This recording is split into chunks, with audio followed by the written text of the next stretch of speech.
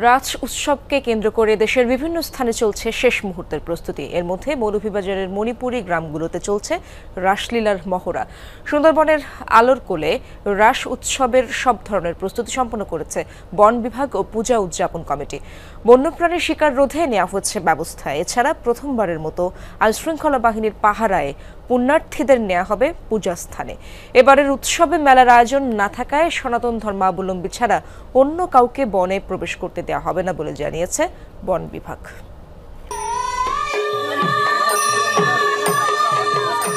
রাস উৎসবের আমেজ এখন চারপাশে, নাচের তালে মুখরতা, কিশোরীরা তাল মেলাচ্ছে ঢোল আর সুরের ছন্দে।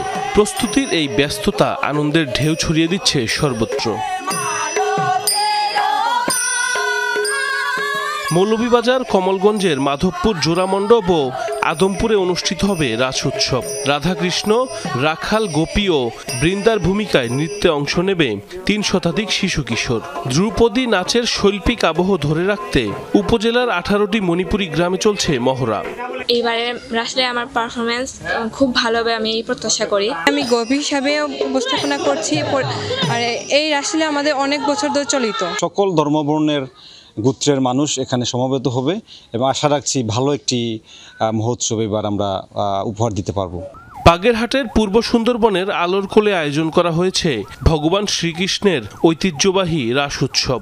5 নভেম্বর আনুষ্ঠানিকতা হলেও দুদিন আগেই পুণ্যার্থীরা রওনা হবেন। মোংলা বন্দর থেকে প্রায় 120 কিলোমিটার দূরে জনমানব শূন্য সমুদ্র মোহনায় ভগবান শ্রীকৃষ্ণ ও গাজী কালুর পূজা এবং সমুদ্রের পানিতে পুণ্য স্নানের মাধ্যমে পাপ মোচন করবেন তারা। এরই মধ্যে শেষ হয়েছে সার্বিক প্রস্তুতি। লক্ষ লক্ষ দর্শনার্থী পূর্ণ স্নান করার জন্য এখানে উপস্থিত হয়। দেশ বিদেশ থেকে তারা চলে আসে। এই স্নানের মাধ্যমে মানুষের অনেক মনের কালিমা দূর হয়, পাপ তাপ দূর হয়। উৎসবকে ঘিরে কঠোর সতর্কতামূলক ব্যবস্থা গ্রহণ করেছে বন বিভাগ সহ বিভিন্ন আইন প্রয়োগকারী সংস্থার সদস্যরা। থাকবে সার্বক্ষণিক মেডিকেল টিম।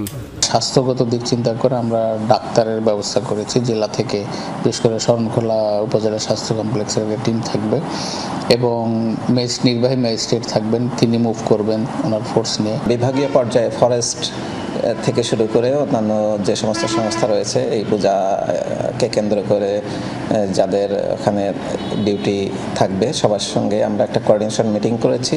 প্রায় 150 বছর ধরে কার্তিক মাসের পূর্ণিমা তিথিতে সুন্দরবনের দুবলারচরের আলোর কোলে রাস উৎসব হয়ে আসছে।